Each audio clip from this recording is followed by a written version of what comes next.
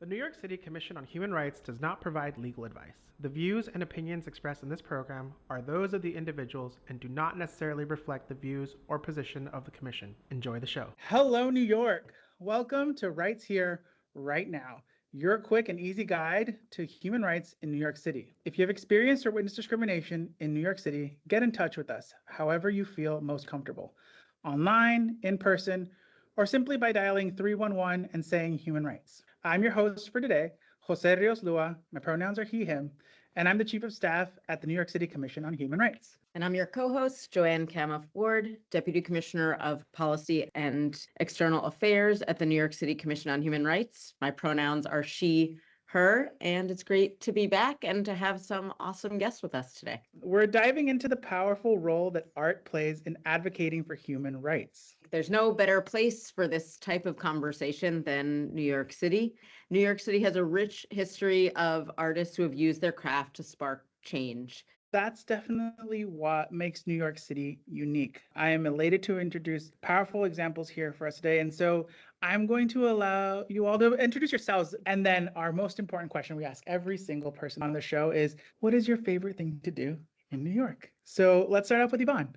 Hi, my name is Yvonne Brathwaite. I'm the Executive Director of Groundswell Community Mural Project. And my favorite thing to do in New York is to explore the seasons. So each season, I think it's great to look around and see what there is. In springtime, we're getting all the flowers blooming, which is gorgeous.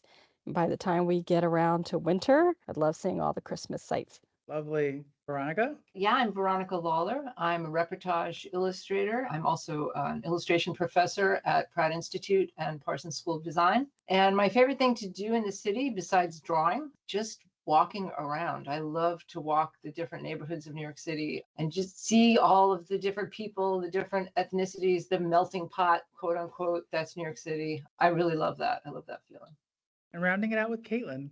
Hi, my name's Caitlyn. I use she, her pronouns. I am an applied theater artist based in Brooklyn, and I'm also the public artist in residence with the Commission on Human Rights this year. So I have the pleasure of working with them to do a residency program that embeds artists in city government to propose and implement creative solutions to civic challenges. So I get to do that work with them this year. I also work as the associate program director with Cat Youth Theater and a education drama specialist with Juilliard's K through 12 programs. And my favorite thing to do in the city, similarly, is be outside a day in Prospect Park. I'm like a 10-15 minute walk from home. There's nothing better. And the weather is perfect right now.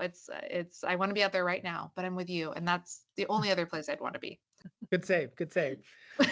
No, I love this time of spring, and especially since you mentioned Brooklyn, I love Brooklyn in the springtime. I have this beautiful pink tree outside of my home, and I've been following its blossom journey over the past couple of days. So it's been great walking out and posting photos on my Instagram. Be like, this is how the tree looks today. Well, let's dive right into the interview, shall we? And Caitlyn, since you work with us, I'll pivot this to you first, but can you share about your journey and the type of work you do? As a theater artist and an applied theater artist, I'll also kind of share what the definition of applied theater is, because not everyone knows what it is. I think we've all come in contact with it in some way, especially in New York. It's a way of using drama and performance outside of traditional theater spaces. So often this means in schools or communities, workplaces, Commission on Human Rights, city agencies. But it's the use of theater and drama in those spaces to look at real world issues, spark conversation, and create social justice change. So that's the work that I do. My journey started as a young person in theater. So I started in youth theater spaces and school theater spaces, which I think are the most important in any city, but particularly our city. And that brought me into studying traditional acting as a professional actor. I studied professionally at Tisch. I graduated in 2019, and 6 months after that, the world changed for forever. And in 2020, after the murder of George Floyd and racial uprisings of 2020, I knew I needed more tools to do the work that I wanted to do with theater. So I applied and was accepted into the MA in Applied Theater program through CUNY School of Professional Studies. And that really solidified my applied theater artistry and career and has brought me to doing this work now. Great.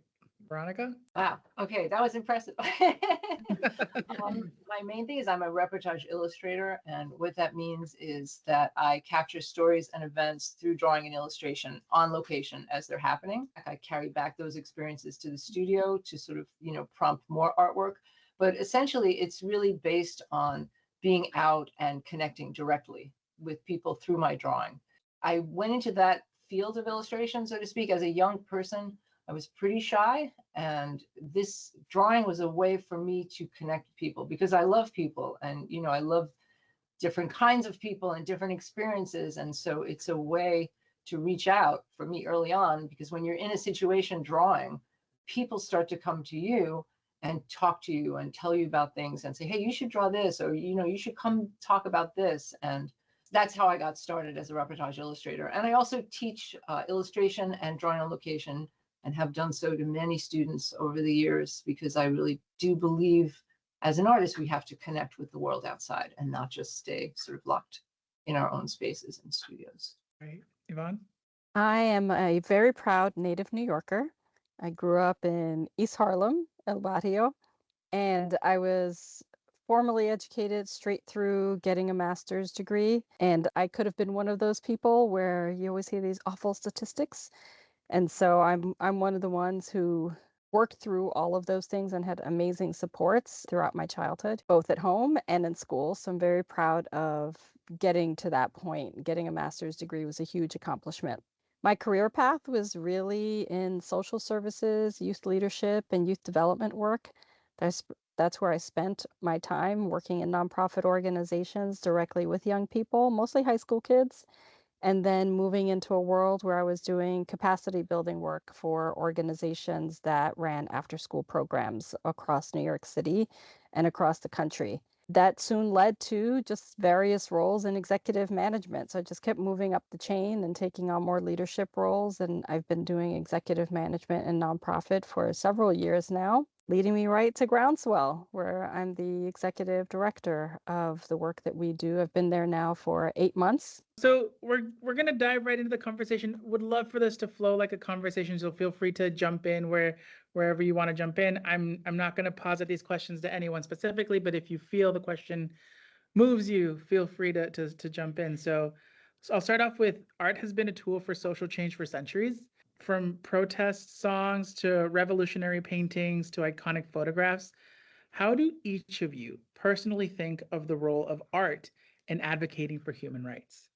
I'd like to start just by saying that I think at the most basic level, advocating that everyone have access to the arts itself is also a basic human right. And I think we know there's research out there, everyone can look it up. We know that art helps to develop interpersonal skills, it increases school outcomes, enhances student engagement. And we also know that low income, Black, and Latinx students receive far less exposure to the arts than their peers who are better resourced. So I think at a base level, we start with that. Just having access to the arts is a human right. Yeah. And then, of course, as a bigger picture, I do believe that art is a powerful medium to tell stories about real people and real situations, and it serves as a great advocacy tool. There's definitely art that is very directly advocating for change, and it's very straightforward in that way. And then there's art, like for me, I feel like my reportage art is a documentarian sort of, documenting things, shedding light on what's happening, being a witness to what's happening is important. Just making art is actually a political act, and it doesn't have to be overtly advocating for change. Just doing it as an agent for change. Painting beautiful flowers can be really a political act, and joy can be a defiant emotion depending where you're coming from and where you're at. And so I think, what Yvonne is saying is access to the art and participating in the art, and this one-to-one communication of artist to viewer is such a great way to build empathy and create advocacy. So whether it's direct or indirect, I just think the arts have so much to offer in that way. I completely agree.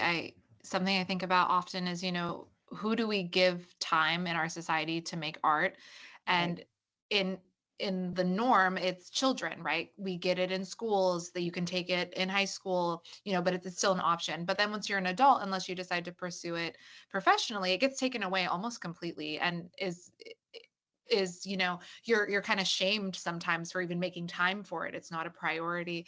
And I think that's because there's a knowledge that art is so powerful as an action itself, that if we had adults that had time to do art, some systems might be broken down that people don't want broken down. So I think that art is in itself powerful, and that it's how we advocate for human rights while also staying human at the same time. Yeah, and I mean, I'm a lawyer by training. I have in the negative artistic skills, but I still like to do lots of forms of art. But I think sometimes about the limitations of lawyering is that you're stuck in the language of legal concepts, and there's so much about expression and what you all were saying, humanity, human nature, that can come across in things like song and dance that are really ways to bring collective experiences together and to, I think, share kind of a level of emotion and feeling that is absent sometimes in the written word, and definitely in kind of more traditional forms of advocacy, like the type that I do every day. But I think, Caitlyn, being an educator, you added a different lens to this as well, because something you said really resonated with me, where like art is reserved for children for the most part, right? Mm-hmm. So for many of us, whatever our medium is, right, we find ways to express ourselves through art and are encouraged to do so as young children. And it seems like at a certain point in your life, that's taken away from you, right? It's no longer a thing that you can use. And so it's kind of interesting in that context for our conversation when we talk about art and advocacy, because as you grow, it seems like it becomes harder and harder to use art as advocacy. The thing I feel a lot is that people look at art as a product instead of as an experience. Mm-hmm. And this is the thing, and I always talk about this in my classes, is experience doing it and just experience the process. The product is almost, to the side. And I think that's also where people say, oh, I'm not trained, or, I can't draw like Michelangelo the second I try. And well, who can? You know what I mean? Like that's a skill that's learned, but you can learn it. I know, I love that the art being about the experience more than the product. I really love that. So your role here at the agency, JoAnn, is that about policy. And so I don't know if there's anything you can share about how you think art can influence policy or social change from a legislative or like government point of view. Yeah, I mean, so many. I was just writing down examples of impactful art while you all were speaking, and thinking about, again, being in New York and seeing Keith Haring images, and that like collectively referencing a moment in time and populations that were being marginalized, under-resourced, and excluded, and how there didn't have to be any words. The message was super clear, and that still stands out to me.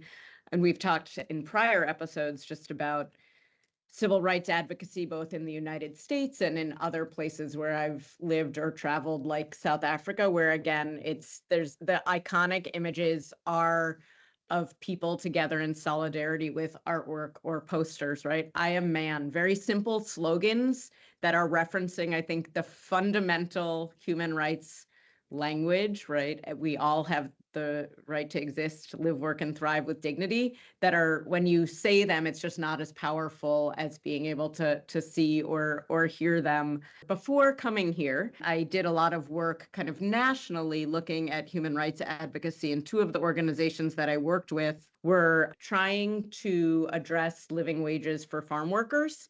So one group, the Coalition for Immokalee Workers, which is based in Florida and is, I think, kind of internationally known at this point, one of their modes of getting companies to sign on to increase farm worker wages were marches with massive puppets, song, and demonstrating for human rights outside grocery stores, going to shareholder meetings. And it was a much different way of putting pressure on decision makers, humanizing the issue, right? It's very easy to not think about all the things in the supply chain when you're at the grocery store or at a fast food restaurant, trying to bring people into the discussion of what the supply chain looks like and decision making. And I think that was hugely impactful and led to a lot of change, both locally and in Florida, and then for farm workers in Vermont. And on the other side, when change occurs and it's positive, how do you get the word out about a change in the law, right? How do you ensure that people know about it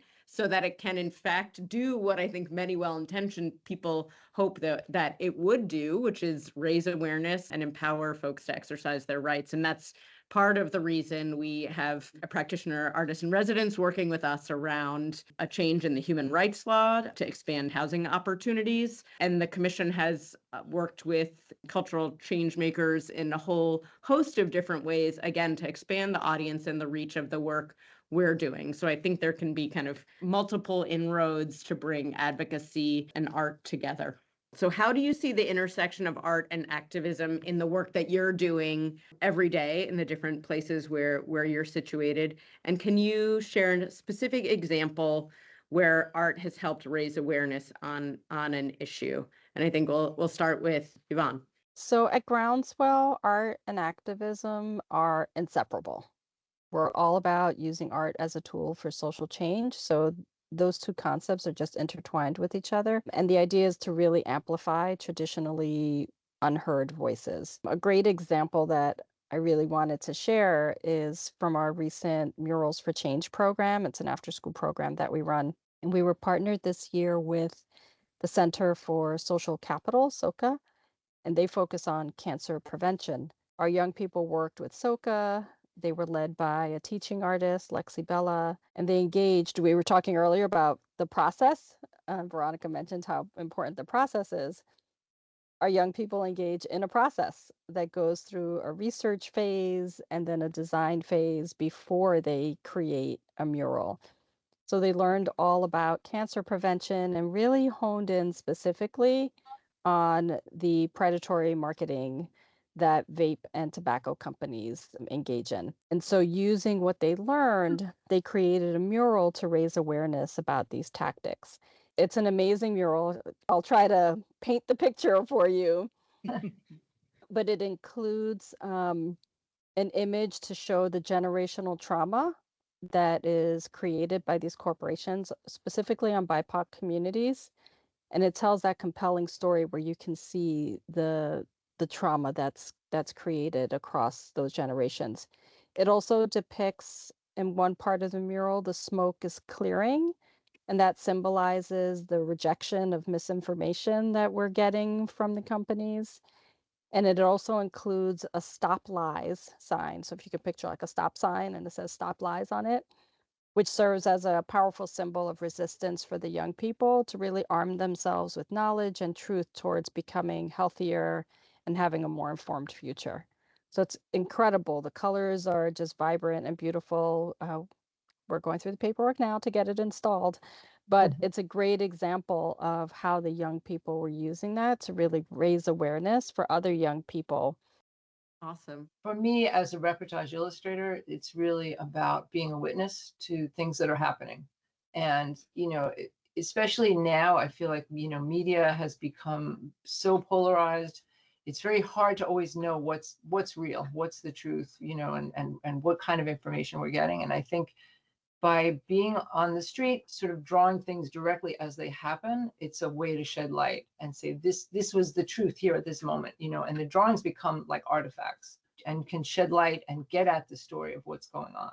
For example, last year I visited, there's a place called Earth Church on Avenue C, and they had a warming center for migrants who were coming to New York and who were, couldn't get into the shelters. They were sleeping in the park. And when you hear on the news, oh, migrants are coming, the migrants, it's sort of, they're presented as this menacing sort of block, right? Depending what news you're listening to. And by going and drawing at that warming center, I was able to talk to the men individually, make portraits of them. And I wasn't sure if they would want me to make their portraits. And it was, I mean, it was very moving actually, because these men were they wanted to be seen and recognized. There was a line, they were lined up so that I could draw their portrait, and they wanted to sign it. And my husband came with me, he speaks French, and they were talking about some of their stories and how they got here. And I feel like those kinds of stories need to be told, and it's hard to do if you're running quickly through with a camera. This other story goes back to September 11th, 20 plus years ago. I was downtown when the towers fell, and I drew it happening, and I drew everything going on the next few weeks in New York. 2 days after 9/11, the Muslim imams of New York called a press conference in Union Square to denounce the terrorism and to support New Yorkers. And I was there and I was drawing that. It's not so much direct advocacy, but it is, in my way of thinking, it is witnessing and it is shedding light. That's where I feel reportage illustration in my work is part of activism and art. Applied theater, kind of by definition, is activism, right? Like it's theater being applied to a need, and it's often a social justice, human rights related need. JoAnn, you were talking about earlier, like some of the work that we're looking to do with the new fair chance housing law. And that's the example right now that's coming to mind of what we're hoping it's going to do is to use theater in a participatory way. So I'm looking at using a style of theater called Theater of the Oppressed, created by Augusta Boal.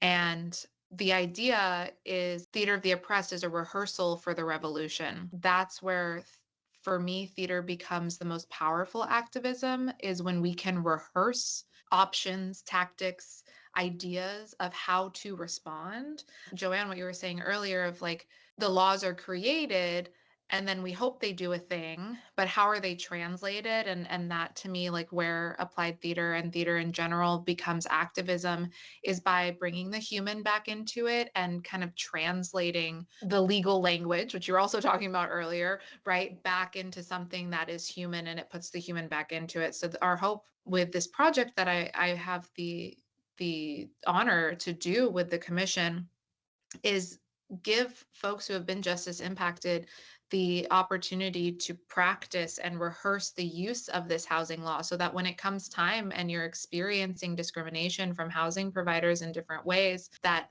you're ready yourself, your community, and also just like the emotional ready. Like you can know, we've all like studied for a test or done the thing, but like when you're in the moment and doing the thing and your heart starts racing and you're having emotional feelings about it, like that's the part that theater activism can't be separated from. That social justice, human rights can't be separated from those human feelings, and the theater lets you do both, I think, of move through those feelings, have them, and use them.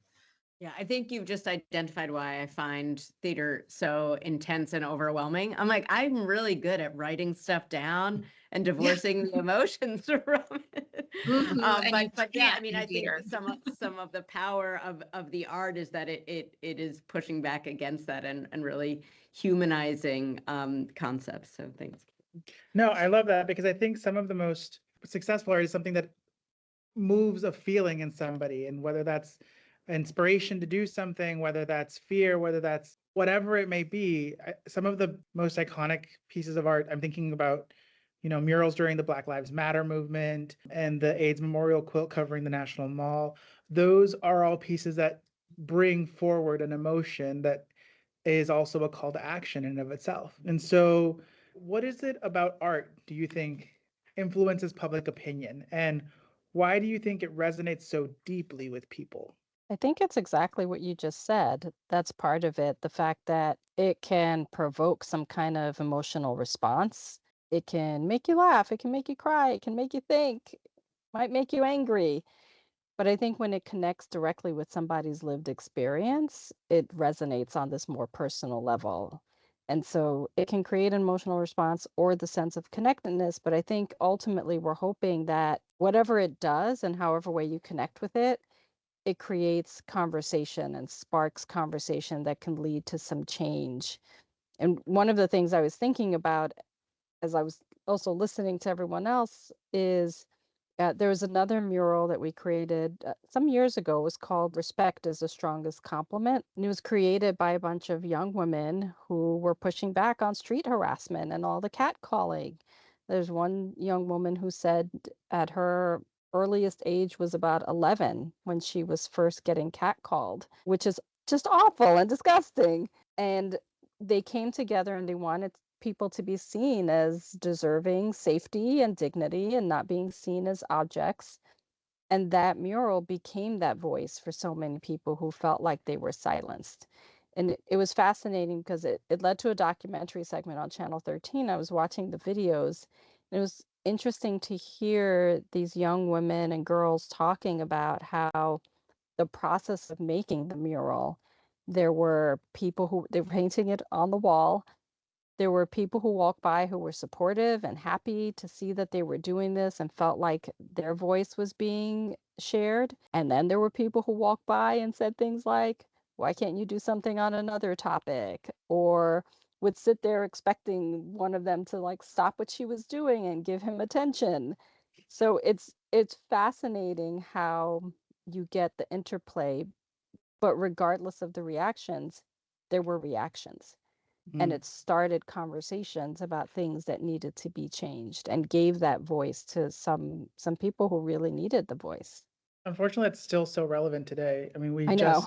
the city did a whole survey on street harassment, and it's still something that's very pervasive. And it's kind of like a shocking call to people to hear that this is happening to girls as young as 11, right? And that should be the emotion that is the call to action of let's do something about this, right? Let's move. And so again, to the piece of art calls you to do things. Mm-hmm. It's like it elevates the level of seriousness with which you take, a subject such as the mural that these girls did. It isn't just sort of, oh man, I'm uncomfortable or a quick complaint. It's a serious undertaking. And so by putting their time and energy into it, they really elevate the whole conversation, and they do get respect for people, whether people appreciate their message or not. They're engaging with them and they're giving them that respect. And I think that's such an important thing. And I often call that the viewer's share, right? I mean, that's really speaking to visual arts, but in all the arts, right? There's that share and there's that one-to-one communication that we don't really get enough of anymore. And so when you touch someone as an artist, it really is a one-to-one. And that's very powerful too, I think. Yeah, it's making me think about how all forms of art reflect something back to you. And then by doing that, give you permission to engage with it. Like, I think that's why it's so influential and why it resonates is that it just says, oh, I can talk about that thing. I can see it. There's something in applied theater, and I'm sure in other many art forms that we talk about, of aesthetic distance, and this idea that by theatricalizing it or dramatizing it, it puts a space in between us and the thing, and it lets us actually see it more clearly. By doing that, you create a gap that actually ends up closing a gap. And thinking about that mural and that piece of street harassment, we see it every day. It either happens to us or we see it happening to someone, and that's just life. You keep going. But when you see it on a piece, or you see it acted out in front of you in a theatrical performance or something that you're asked to engage with. One of the organizations I work with, Cat Youth Theater, we devise original theater based on the ideas of the young people. So we're creating it, and things like street harassment, or how women's bodies are talked about, viewed. They're thinking about these things, and they've created scenes and shows, throughout. Cat's been around since 1997. There are many, many, many, many shows in many years have dealt with those types of themes. And we see kind of the same things coming up, but like through the eyes of young people at this time. And what makes it so powerful is when we get an audience full of adults, 100 plus people, they have to look at it. We can't just walk past it on the street. We've got young people reflecting it back to us, and be it professional actors or youth, I think it's equally powerful. Yeah, and I mean, the points you are all raising highlights, I think, the layer of responsibility involved in using art as a tool for social change and activism. And I think especially because all of you are teaching or in a learning capacity, sometimes with young adults. So there's another layer. I'm curious how you think about that responsibility, how you manage it, and how you wrestle with it in the creation of the art that you're doing. Also, I think there's a piece of this where when art and advocacy meet, right? There's inherent like challenges. So how do you overcome those challenges as well? In terms of working with young people, I always encourage honesty. I like to say, like, follow your passion and you'll discover your purpose. By going out, and I take students out to draw on location, not that I think they're all going to become reportage illustrators. It's not the goal. The goal is go out and engage with the world and see what your response is. And there's an honesty to that drawing when you're there and you have to respond and you find your way. And, in terms of myself, when I think about work that I'm putting out there, I always want to put something out that gives people respect. That's very important. I don't want art to degrade people. I want it to hold them up. And in terms of challenges, I recognize I'm in a sort of position of privilege. I don't have a lot of challenges when I'm out drawing. Typically people are like, oh yeah, let her go. She's just drawing, and I try to be aware of that. On occasion there was an occasion where I was drawing actually at the trial of Donald Trump in May, right? And there was a little group of his supporters there, and I was drawing them. And this was right as the verdict was announced, and they were not happy. And I was targeted, right, by verbally. Some guy was like, look at Monet. How'd you like it if I followed you home? And he was trying to threaten me. But again, because of my position, I just walked next to a police officer. And because of who I am, I felt that was like protection for me. And I finished my drawing and I left. And I'm aware that not everybody has that kind of privilege. So it's an interesting question. It depends where you're coming from, as far as I can imagine. Yeah, I think the challenge is sometimes the container that I'm trying to do the work within.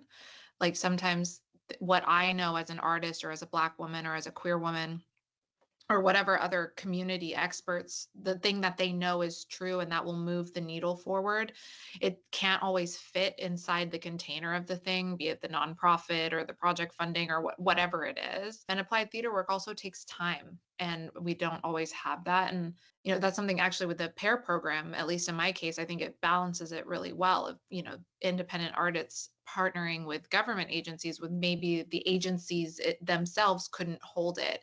The artist brings a container that can, and having that support in the work. But if the container isn't flexible enough, the work won't fit inside of it. And I think that's the biggest challenge. For us at Groundswell, we really look to make sure we're including as many voices as possible in the creation of our murals. So it is about the young people, about the community that we're serving, the artist who's working on the project. We try to connect with as many different types of young people who have many different needs. From 2008 to 2018, we did some work at Rikers with the young people who were jailed there and created over 50 murals, and now have access to those works through photographs we were able to take and are using them in subsequent projects. The communities that could use art and should be exposed to art and have access to art don't have it.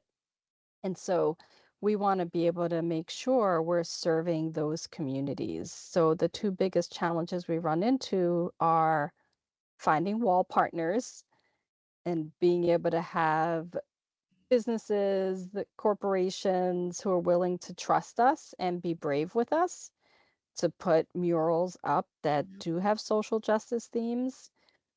And then being able to get sustained fundings. Many of the potential partners who reach out to us who are other nonprofits and are working in communities that don't have public art are small organizations as well.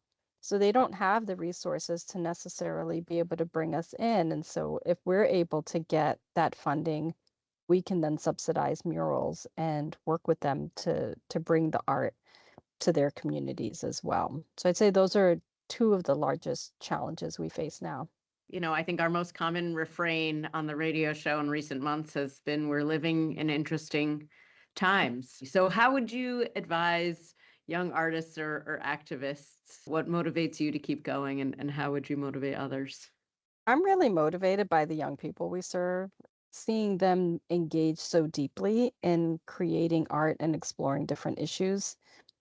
I would say the biggest advice I would have is don't let fear stop you. because I think that's part of these interesting times we're living in. It's also wrought with fear, and everyone's afraid and trying to figure out, how do I protect myself? How do I protect the people I'm working with? And so don't let fear stop you. Find your community, because there are lots of people out here who are of similar mindsets who will form community with you. Once you find your people like that, you'll find strength in it. So find the other artists and activists out there who are going to stand with you. Coming together with community in activity is doing something, always dispels that kind of fear. We're taking a step, and like I said earlier, is follow your passion. And if you don't feel this passion to do so-called activist art, just make art. Just, do things that bring you joy, seriously, because that is going to keep your spirits up. That's going to keep you ready, and follow through with your ideas, follow through, and try not to second guess, which is, I guess, going back to dispelling fear.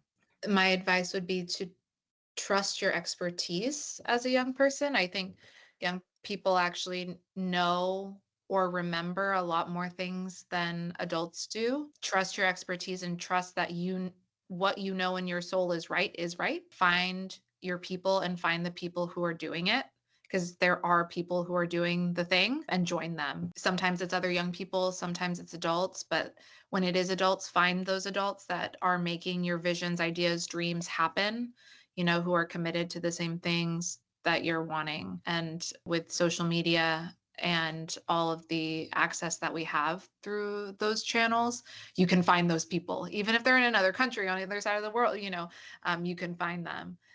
There's community there. I would just add, for the adults, to create those spaces for young people. If you see it doesn't exist, create the space, or help them find the space for them to have those moments. We started this conversation and we were talking about art and how anyone has the ability to be an artist, right? But I think there's this preconceived idea that art is supposed to be conventionally beautiful. Art is supposed to be pretty. And I think what I've been learning through this conversation is that art can be messy. Art can be whatever we need it to be in that moment. Based on the advice that you have been giving to folks, art can be a risk. And so I really just appreciate you all taking the time to join us on this episode and sharing your perspectives with us, because I think we're at a time where we need artists more than ever. And so I really appreciate you all contributing to this conversation and this episode. To anyone listening, remember that we all must work together to create a city where New Yorkers can live, work, and thrive free from discrimination.